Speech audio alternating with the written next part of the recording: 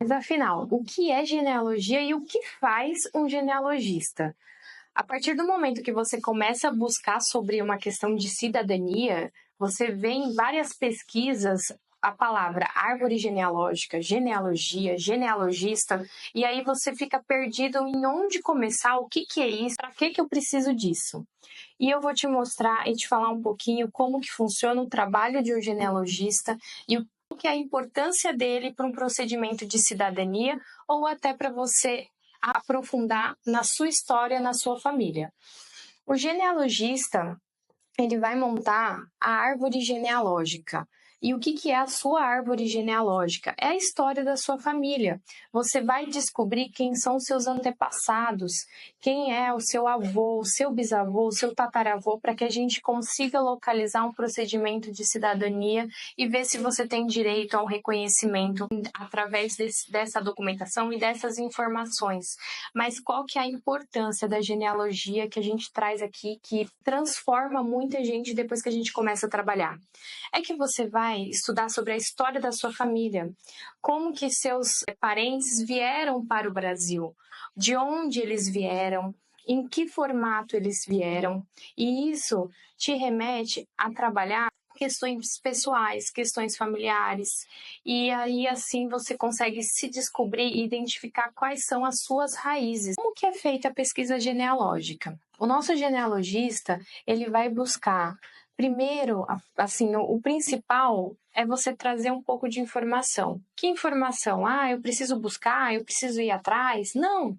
Se você nos trouxer a sua certidão de nascimento, a certidão de nascimento, casamento, óbito dos seus pais, dos seus avós, isso já é o princípio do que a gente precisa para iniciar essa pesquisa.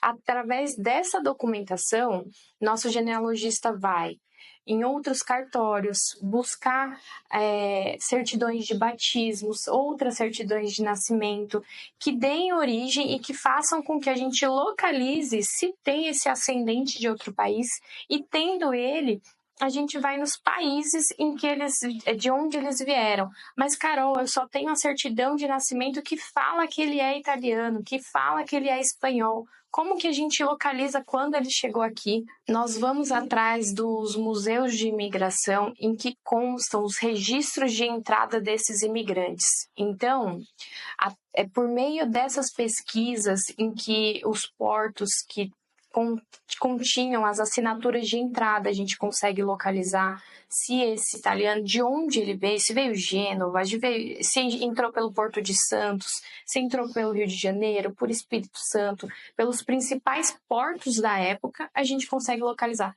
E aí é o mais interessante, você pode descobrir que seu imigrante, que seu ascendente não entrou pelo porto. E como isso aconteceu? Muita gente antigamente vinha de guerra. E aí você descobre que o seu bisavô participou da Segunda Guerra, da Primeira Guerra, dependendo da época. Então, você vai identificando esses canais de acesso e como veio a história da sua família. Se veio fugindo da guerra, se veio de uma forma a tentar uma vida melhor. Tem muita gente, por exemplo, que veio porque os pais obrigaram. Falaram assim, olha, o Brasil é muito bom, o Brasil é o futuro e eu preciso que você vá para lá e siga a sua vida para transformar a nossa vida aqui. O Brasil era o futuro para muitos países em épocas passadas. Então, a imigração veio no intuito de um futuro melhor, de uma busca melhor. E é o que vocês estão vivendo hoje. Hoje, muitas famílias transformam as suas vidas por meio da imigração. A gente sai para outros países buscando uma vida melhor. E é o que o seu antepassado veio fazer aqui. Eu, por exemplo, eu sou ascendente de portuguesa. Meu avô é português. E a história que eu tenho da minha família é uma história engraçada, porque o meu avô veio nesse sentido. Os pais dele obrigaram ele a vir para o Brasil para tentar uma vida melhor. Meu avô era casado com filhos. E ele teve que deixar tudo porque os pais falaram que ele precisava vir para o Brasil. E aí aqui ele constituiu uma nova família. E por meio dessa família que ele constituiu aqui, ele conseguiu sustentar tanto a família que ele tinha lá, que era obrigação dele na época, minha família aqui do Brasil. E através disso eu consigo a minha cidadania, eu consigo entender de onde eu vim, eu consigo entender por que a batalha que eles tiveram na época para poder transitar aqui no Brasil, como que foi essa adaptação, é uma outra cultura. E aí tem muita gente que descobre que antigamente, em algumas colônias, vocês não falavam nem a língua portuguesa aqui no Brasil. Se você vem de uma colônia alemã, por exemplo, no sul do Brasil, tem muita gente que ainda não fala português no interior. Eles falam alemão, eles falam polonês.